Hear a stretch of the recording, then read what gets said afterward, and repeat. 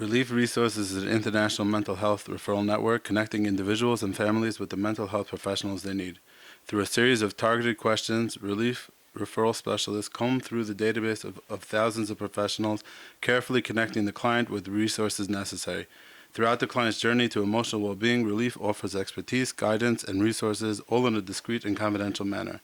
Relief Israel is proud to be part of Relief organization, connecting Israeli-based clients with hundreds of local professionals.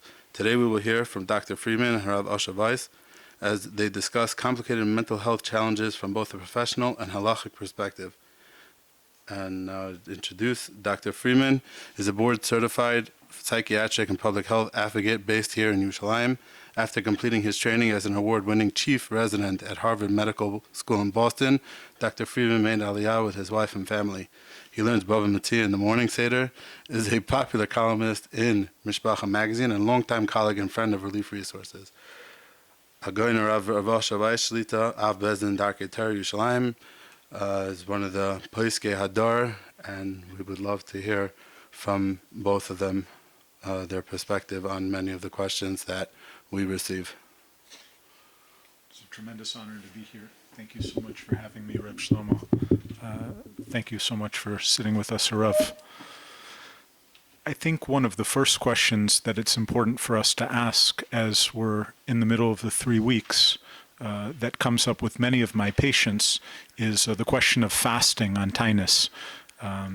Oftentimes I meet patients who are certainly able to physically withstand a fast. However, the destabilization that could happen from not eating and drinking for a half day and certainly a full day could put them at risk. In addition to that, I do have plenty of patients who are taking specific medications, including lithium, amongst others, that it could be dangerous for their body not to eat or drink for a sustained period of time. So, depending on the medical status of a patient, I will oftentimes tell them that it's potentially unsafe for them to go a day without eating or drinking. And oftentimes I'll tell them that it's very important to speak with their Rav in order to obtain a heter if necessary. So to answer this question properly, I need to first explain two fundamental hagdamas, or two fundamental assumptions. There is a very fundamental difference between Yom Kippur and Tisha B'Av and the other fast days. Yom Kippur, there would be no justification to eat and drink unless it is a pikuach nefesh situation in which a person's life would be in danger. The other fast days, including Tisha B'Av, even a chodesh she'ein bo sakona, is not required to fast. And that's clearly stated in Tov Kuf Nun Daled, Siv Daled. Tisha B'Av, we don't need a professional doctor to assess whether the patient's life might in any way be in jeopardy.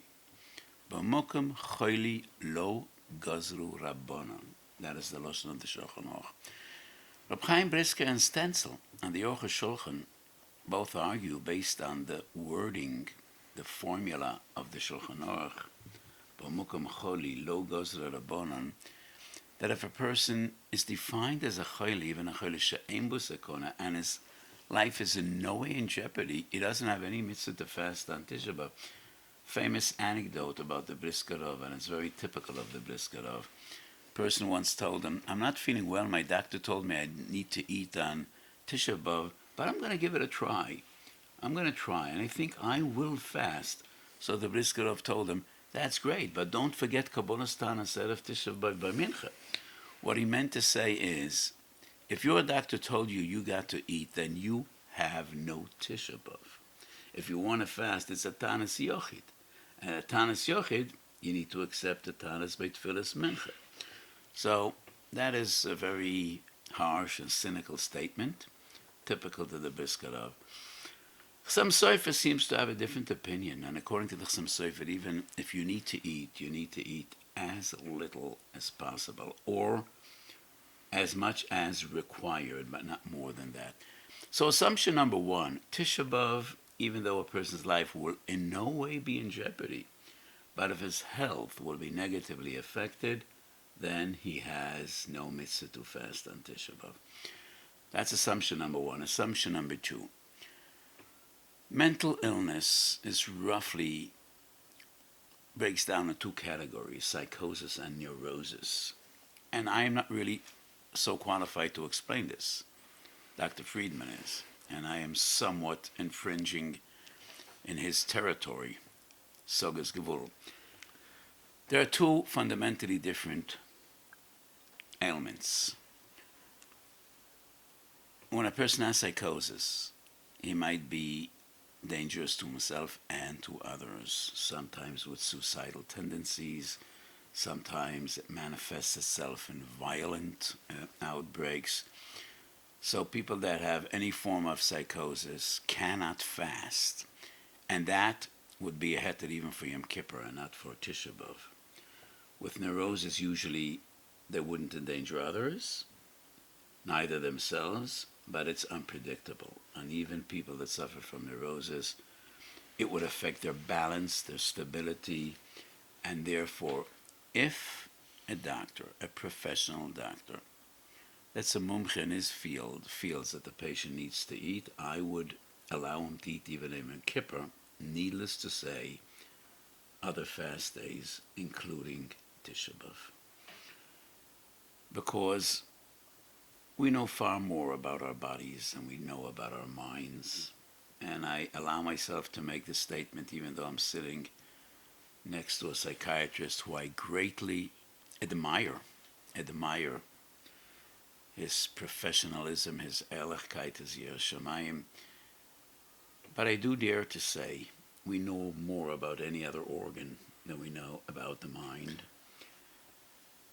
But we know enough to know that fasting a day might totally disrupt the well-being, the stability, the sense of security of a person that has any mental illness, and therefore I would give full authority to the treating doctor, and if he feels the patient needs to eat or drink, that is his mitzvah, and that is exactly what he should do. Yesher koach, Harav. I think you brought up the idea of patients who are potentially dangerous to themselves or to others. And oftentimes in these situations when people are destabilized, we end up thinking about a hospitalization.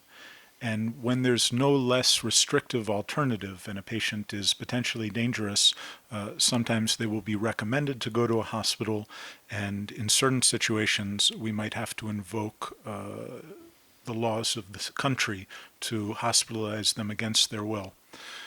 Oftentimes patients are not thrilled with the idea of going to a hospital, and they might say, "You can't do this to me, I don't want to go." Unfortunately, this is what's required for their safety. One of the questions, though, that I've come across as a doctor is, if a patient is recommended to go to a hospital but they refuse, where does the halacha stand? It goes without saying that if a patient in any way might put other people's life in danger, then he should be hospitalized. Even if he would not be dangerous to others, but he might be putting his own life in jeopardy, it is the same. You know, the only system in which a person is not allowed to put his life in danger is Torah. There could be no law prohibiting a person to kill himself. So in any legal system, that will not be defined as a crime. But al pi Torah, our life is not ours. Bal korchacho atu chai. Kadosh Baruch Hu is the only one that gives life. He's the only one entitled to take away life. And we're here for a purpose. So our life is not ours to forego. So even if a patient wouldn't be of no danger to others, but he might be putting his life in danger, then we need to do whatever is in our power to save him from himself. And if need be, the patient needs to be hospitalized. And I think in this sense, Dina de Malchus Dina. And if there's no other way to go about it, we should take advantage of the laws of the land, hospitalize a patient. Now, I'm not a professional, but it goes without saying that if we need to hospitalize a patient against his will, we need to go to the extreme to make him feel as comfortable as possible in the institution in which he is hospitalized.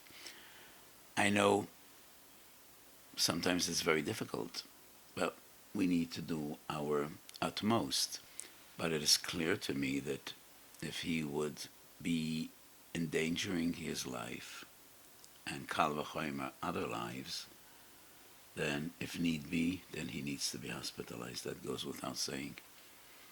Sometimes it's difficult for the family, not only for the patient, but once again, it is the authority of the doctor to determine whether life would be in danger. Understood. The more difficult question would be if he is not putting any life in jeopardy, but we think the only way to treat him and give him proper treatment would be in an institution, and that would require hospitalization. Would that be enough to justify hospitalization? When he's not endangering any life, but we know the best way to treat him would be putting him into hospital. What would the law say in that case? Well, it's a very complicated one, and it actually varies on state by state within America and by country and country without. The general idea is to pursue what's called the least restrictive environment of care, meaning that a hospital is more restrictive than care in the outpatient setting. If a patient is willing, then certainly we hope to find a plan that will work for them. But there are certain cases whereby if a person is unable to take care of themselves, and even if there isn't imminent danger, but they're in a situation that's headed towards imminent danger, as a field, we will recommend a hospitalization. So I think the Rav asked the question, Dr. Freedman, is there such a situation where there's not an imminent pekuach nefesh, but there's one that the physician sees in the future as a potential? But is there a situation in which we're not dealing with pekuach nefesh at all, neither imminent nor down the road, but we think it'll be impossible to treat the patient and to help him unless he's hospitalized if he doesn't have the discipline or there's no one to see to it that he takes his medicines in similar situations? So certainly those cases exist, specifically when starting specific new treatments within the field that require a patient to take a medication either multiple times a day or require a patient to take a medication in a certain fashion, where we would recommend a hospitalization. And I think in many cases, a patient has to be willing to do that according to secular law. How would the Torah view such a situation? That is a complicated question. And I'm sorry to say I don't have a very definitive response. I mean, it would be totally comparable to a person that has any other illness, which is not life-threatening, and he doesn't want to care for himself. We would tell him, al pi Torah, you need to care for yourself, but we don't have the authority to impose treatment on him unless his life is in danger, unless it's pikuach nefesh. I would assume it's the same regarding mental illness. If his life is not in danger, or he's not endangering any other's life, then we could recommend to him, to his family, but I doubt we could hospitalize him against his will. What if a patient does not have the ability to appreciate their situation, even if they're not being dangerous, and such a treatment could restore their ability to make decisions? I think in that case, hospitalization probably would be justified al pi Allah. Thank you, Rav. Rav Shlomo, I know you wanted to ask a few questions. So one of the questions that people ask us many times is whether there's an advantage or a requirement to seeing a frum professional as opposed to somebody who is just experienced in the field. Is there any adifas to seeing a from professional? So if a person needs to go to a cardiologist or an oncologist or any other doctor treating other ailments, I would not see a very distinct advantage of going to a from doctor. I think you need to see the best doctor. When we're dealing with psychology and psychiatry as well, I think there would be an advantage to see a from professional, because it is important that the professional understands the anxieties, the worries of their patient. I'm talking now like a total ignoramus in psychiatry or psychology, but I think it is important, definitely in psychology, probably in psychiatry as well, to understand your patient, what troubles him, what are his worries, what are his concerns, and what causes his anxiety. The better you understand his world, his inner world, probably the more efficient and professional your treatment would be. So I would say there would be an advantage to see a from professional. However, I would prefer a non-from professional than a from non-professional. I think the Rove brings up an interesting point there that we often see in our community, whereby people will want to see somebody who is not necessarily licensed. And while there are many great human beings that are balei etza, that are able to provide good advice, who are unlicensed, as a general rule, somebody who does have a licensure, whether it's a social worker, a psychologist, or another licensure within the field, has gone through a rigorous training that provides them with an understanding of current research in the field, and is furthermore bound by a code of ethics that provides for the highest quality care. So while there are certainly people who do have licenses that don't necessarily act ethical and aren't necessarily upholding the standard of care within the field, I do believe that there is an advantage of seeing a licensed professional. And as far as the idea of seeing a professional who comes from our community, I think that there is an advantage in terms of what's called cultural competency within the academic community, whereby understanding the culture of your patient is so important to not only appreciate why they're suffering, but to give them the tools to be successful within the bounds of what's culturally appropriate. Yes, so as Dr. Freedman just said, there are some licensed people that are not very good. Some people that lack license and they're great. But by far and large, we should assume that a person that is licensed is a professional and he knows what he's doing. People that didn't have an official training and they don't have a license might have the best of intentions, and they might give wonderful aids in many other areas.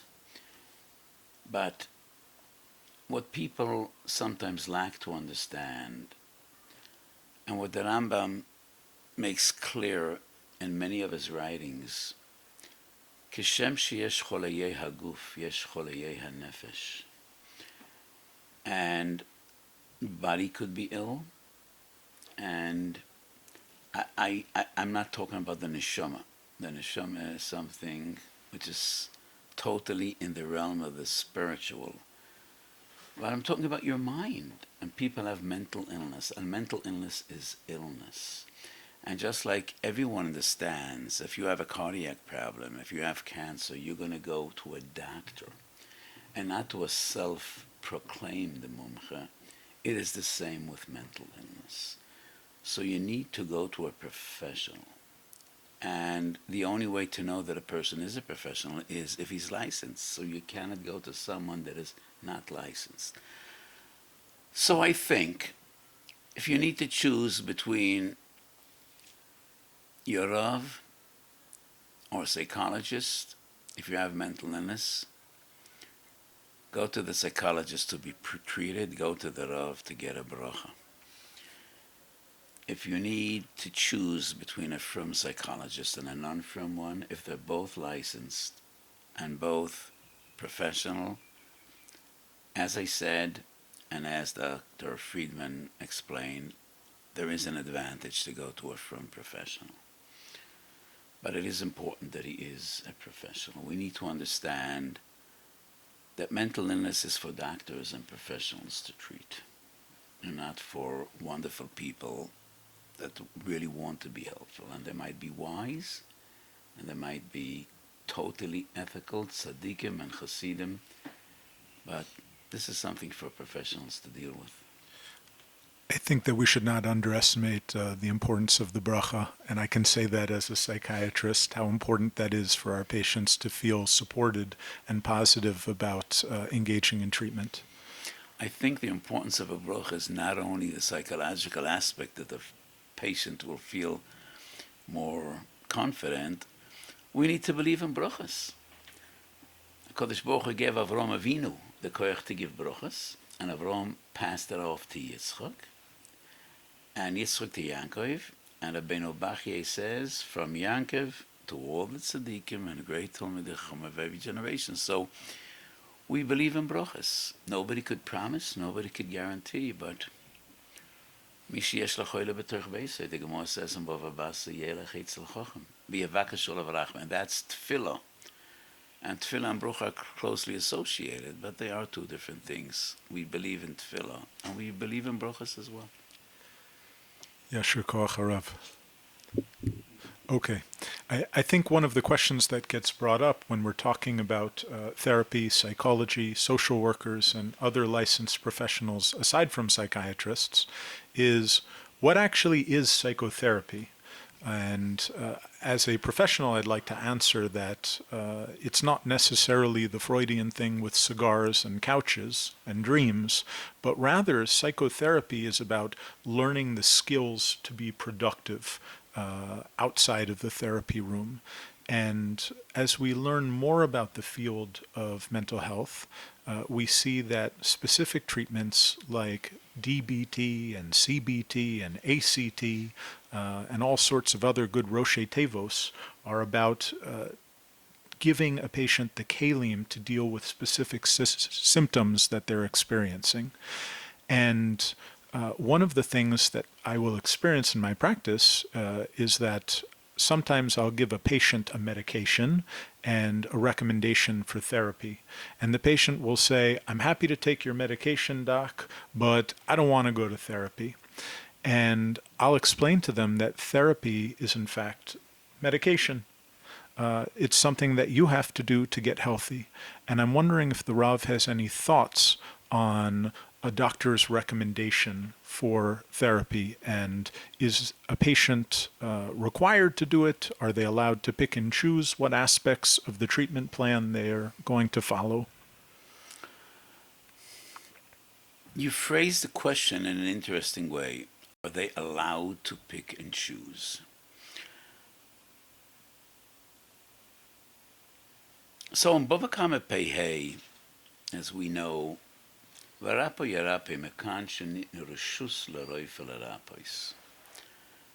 this formulation would enable one to make a mistake that the doctor has permission to heal. Is it just permission, or is it an obligation? And it is only permission for the doctor to heal, or does that include the patient? So what's not clear in the Gemara is clear in Tur and in Shulchan Aruch in Yeredeis and in Shin Lamed Vav. Nitne reshus l'roif l'rapis is not only reshus, it's a chayva as well. It's an obligation, it's a precept, it's a mitzvah, and not only a permit. And this mitzvah is not only upon the doctor, it is upon the patient. So we know that Pikuach Nefesh is the greatest mitzvah and it overrides any other mitzvah in the Torah. Is that only Pikuach Nefesh? And if a person is ill and it is not a life-threatening disease, does he still have a mitzvah to look for treatment? He does. He does. And that is not as clear as Pikuach Nefesh we all are familiar with.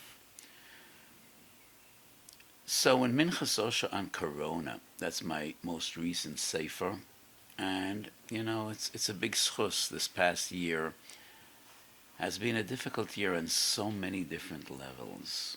First and foremost, the loss of life. The Jewish community in the world has lost tens of thousands of lives. The world, millions. And it has been a challenge for poskim like me just to address challenges and questions in all Dalet Chelke Shulchan Aruch Shaloi Sholom Avuseinu. We never dreamed these questions would come up. So throughout the year, I was just writing tshuvas the entire world. And when the sefer came out some time ago, a person told me, I always admired you greatly, but I didn't know you're a prophet. I didn't know you're a Navi. And I said, neither did I. So could you please share with me how you reached that conclusion? So he looked at the sefer and he says, I'm sure you started writing this sefer 3 years ago. How did you know COVID is coming? So no, I'm not a prophet. At least I'm not aware that I'm a prophet. And I didn't start writing the sefer 3 years ago, but it was a challenge. And questions were coming in from every corner of the globe, from every Jewish community, and I felt the responsibility to respond. So we tried to do our duty and care for Amchu Beis Yisrael. So one of the tshuvas in this new sefer, I think it's Siman Beis, deals with a very fundamental question. We find many sugyas and shas dealing with refuah, dealing with medicine and treatment. Is it also a chiyuv al pi halacha just to adopt a healthy lifestyle? Diet, exercise. Are we obliged al pi halacha just to seek treatment if we're sick? Because the lesson of the Gemara is so this is permission for a doctor to heal. I think it would be a kal v'chomer if a sick man should look for a remedy to his illness. Wouldn't he have a chiyuv not to become sick? But I brought about 20 sources from Chazal, not just my wishful thinking, but many Gemaras that specifically deal with a chiyuv to lead a healthy lifestyle. I said before, your life is not yours to put on the line, to put in jeopardy. Neither is your body yours. And HaKadosh Baruch Hu gave you a body to look after. And the Rambam in Hilchos Deos makes an amazing statement, and he writes, Bechol drochechu deyehu, v'hu yiyasher orchesecha. Everything we do could be part of our routine of avodas Hashem. When a person eats and drinks, he should bear in mind, I eat and drink, my body should be healthy, I should be able to serve HaKadosh Baruch Hu, and then eating and drinking would be part of service of HaKadosh Baruch Hu, would be part of his avodas Hashem. So, yes, I think it is not only permissible, it is a chiyuv to do whatever is in your power to have a healthy lifestyle and not to fall ill. I think I strayed from the question. Would you please remind me again what the question was? I think the basic idea was, are things that are not necessarily taking a pill and putting it in one's mouth so still part about of medicine? Therapy. Yeah, therapy. Oh, so you phrase the question, is a person entitled to choose what type of a treatment he wishes to take and what type of not? A person is not entitled to choose not to be well. And he's supposed to do everything required to be well. It's not the same level as chiyuv as pikuach nefesh. Pikuach nefesh is doiches Shabbos. Any therapy or medication or treatment that is not life-saving is not doiches Shabbos. You can't eat Yom Kippur unless your life is in jeopardy. But still, you are obligated to take care of your health. Your life is not yours, neither is your body. So the Rambam Memoy Nevuchim has an amazing line, and it is in Perek Gimel, Chele Gimel, Perek Chav Zayin. Kavones klal ha-Torah shnei dvorim. Tikun ha-nefesh, tikun ha-guf. Kavones klal ha-Torah shnei dvorim. Tikun ha-nefesh and tikun ha-guf. Tikun ha-guf is not hatzolas ha-guf. Just like Tikkun HaNefesh is not Hatzolas HaNefesh. Tikkun HaNefesh and Tikkun HaGuf. So once again, we are required to be well, bodily, mentally. And if your doctor says that the medication and therapy are two sides of the same coin, and both are required for your well-being, then you need to take them both. You could discuss with your doctor what is the course of therapy and what is required, but as a rule, your mitzvah is to be well. Yasher Koach Harav. On that note, is a person required to exercise on a daily basis and to get enough sleep? Oh, that's a very difficult question for me to answer, because whatever I say, people might say, Tul koira mi bein einecha. And they'll ask me, do you practice what you preach? And I don't. I don't exercise, and I don't sleep enough. I've seen the Rav walk in the community, however. So let me answer on a personal note. After my wife passed away a little more than 3 years ago, every night I took a 45-minute walk with one of my children. And what I had in mind was not the exercise, but therapy. I'm not a professional, but I thought it's important that I have some private time with each one of my children just to talk. So every night, one of my children, we took a long walk, 45 minutes around the shchuna. And it was a double benefit. Not only the importance after such a sad tragedy struck our family, just to talk and to bring out our feelings. Also the extreme benefit of walking. And then I got a spur on my heel, and it was very painful for me to walk, and I stopped, and after it went away, I did not get back to walking. And I regret it. Maybe after this conversation I will start again. Could I say it's a chiyuv to exercise? It is the right thing to do. There is some limit before we could say a chiyuv. But exercise is good for your health. I know some Gedolei Yisrael that never exercised. They had no physical activities at all, and they lived more than 100 years. I know Rav Lyosha very well. I know Rav Shteiman very well. I don't think they ever exercised. I doubt Rav Lyosha and Rav Shteiman ever lifted weights. They probably never saw the interior of a gym. And they lived more than 100 years with clarity of mind.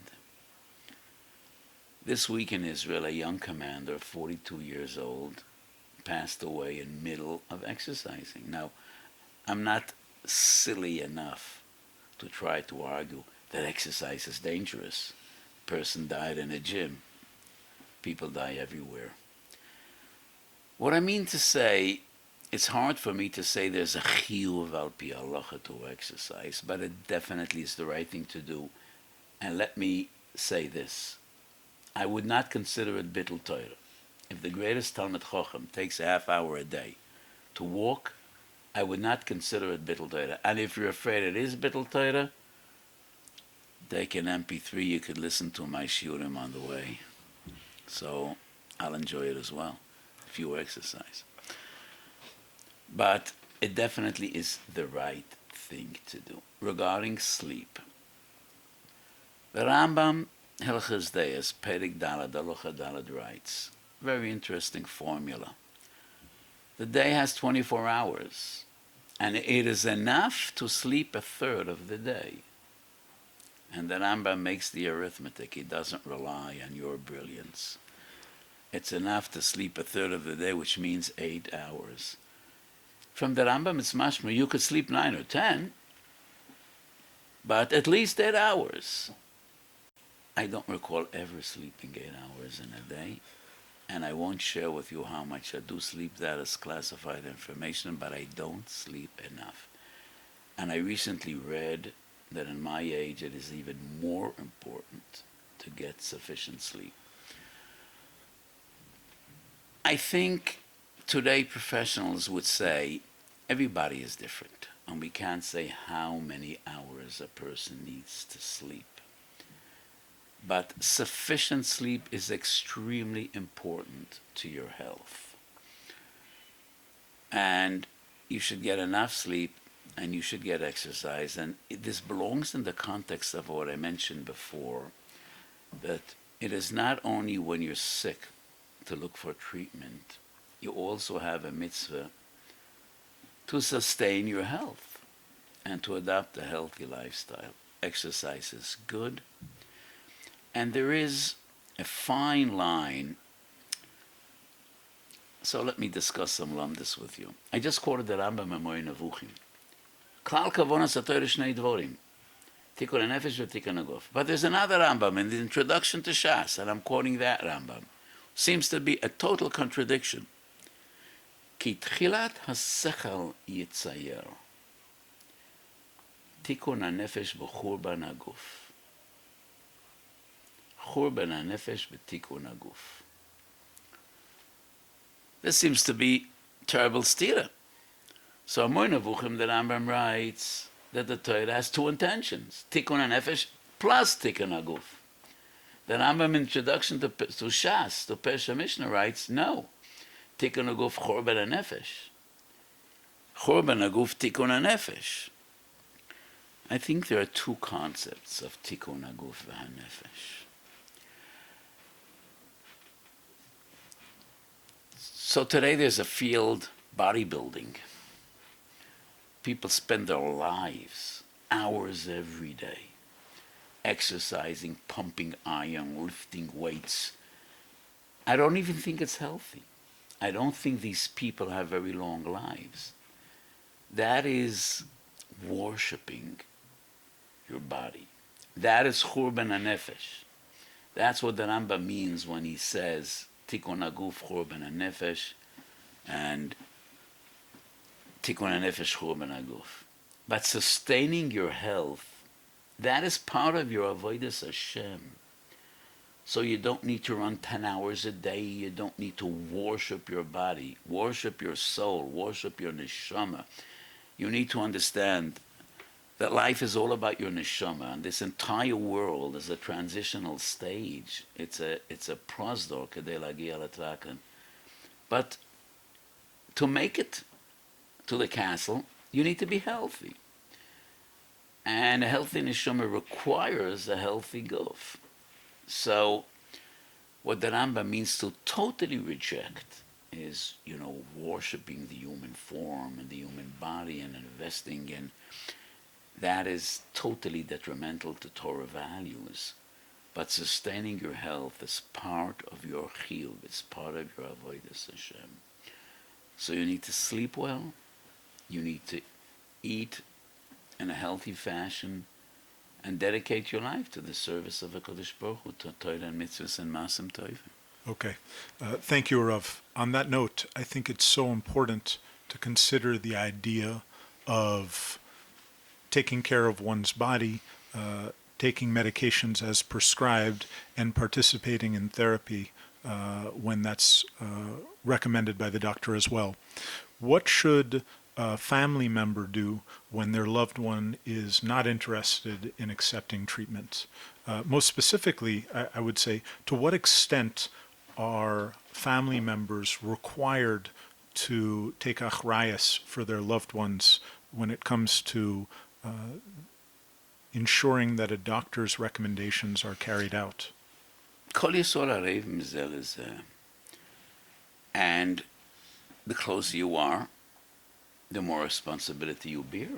Mipsarchu al tisalem. Many times there's a limit to what family members could do. So it is clear that the closer you are, the more responsibility you bear. Parents need to care for their children, and that is the highest level of responsibility in caring for another, because your children can't care for themselves. But close family members bear more responsibility than others. But we all are responsible one for another, and that is unique about Klal Yisrael, about the Jewish people. We are all one big extended family. And if a house comes crashing down a Surfside in Florida, the entire Jewish world is depressed. And that is beautiful about who we are and what we are. And Chazal make the statement, Kol Yisrael arevim ze bezeh. We all bear responsibility for one another, but it goes without saying, the closer you have, the more influence you have, you'll bear a greater level of responsibility. And mental care in this aspect would be no different than other fields of medicine. And sometimes a patient needs to be convinced and encouraged and made to appreciate how important it is for him to get professional care. The problem with mental patients is sometimes that the process of thought and decision is impaired because of their illness. So it is easier to talk in a sensible way with people that might have other medical problems than with mental patients. But there's a limit to what we can do. And in a response to a previous question just a few minutes ago, we spoke about hospitalizing a person against his will. So I think families should really dedicate thought and planning how to approach these situations and how to be most helpful. Ultimately, what it boils down to is compassion and caring. So there's a beautiful Hasidic story, but my time is already running short. So the Moshe Leib Sasova said, the essence of V'ahavtu kamoichu, he learned from a non-Jew. And he said, I was once walking in the street and I happened to overhear a conversation between two non-Jews. Mr. A asks Mr. B, do you love me? And Mr. B says, how do you dare to ask this question? We've been friends for 20 years. So Mr. A asks, what hurts me? Mr. B says, how would I know you didn't tell me? Did you ask? Do you really want to know? So the Moshe Leib Sasova said, it is then that I understood the essence. Do you care? Do you really want to know? Some people hearing this story might wonder, a great tzaddik, a Talmud of Rabbi Melech Mlezhensk needs to learn from a goy. I just want to remind the story of Dome ben Asina. So Chazal tell us, Kibed Avayim, we learn from Dome ben Asina, he was a non-Jew. So what it boils down to, do you really care? Family members that really care will take the time and the thought, discuss amongst themselves how they could be most helpful. So you can't put him in handcuffs and take him to the doctor. But if you really care, then you will find a way, dedicate thought, take your time, try to speak with your family member, and try to be helpful in getting the right treatment for him. I know that we're running short on time, and we're tremendously grateful for the Rav's time. I think there's one very important question that the community is concerned with, and Rav Shlomo wanted to ask. In general, the question was covered already when the Rav was discussing earlier about licenses and the importance of being professional. But the Rav also said that we have an achrayus to one another. So a lot of times we find that there are some very well-meaning people, askanim, who are able to help people with medications. They themselves know a tremendous amount within the field. Is it the right thing? Should we stick to only those who really are professional? Can somebody be a professional while being a non-professional? I already addressed this question before, and I think only a professional could offer any treatment, especially when we're dealing with medicine. I am very disturbed by mashgichim and yeshivas that demand from parents to give Ritalin for their children. Ritalin is a drug, and only a doctor could prescribe drugs. My dear friend, Rabbi Melech Firer, is a genius. He knows a great deal about medicine. I have some very well-known doctors who admire his level of knowledge in medicine. And he is so careful never to directly suggest a course of treatment without a doctor. He will refer you to the doctor. He will say what he thinks needs to be done, but he will never overstep the line between an asking, as brilliant as he may be, and the responsibility of a doctor. Very few people have the level of knowledge that Rav Firer has. So I think Askonim have place in our communities. They are of great help in referring to people and giving them the eitzah whom to turn to.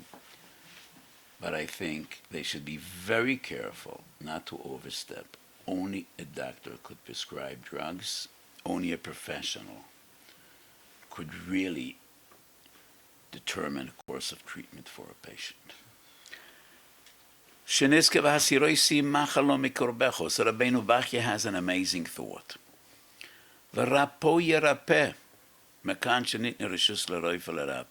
Both pays are paid the gushos. Ki ani Hashem roifecho is a pay refuyo.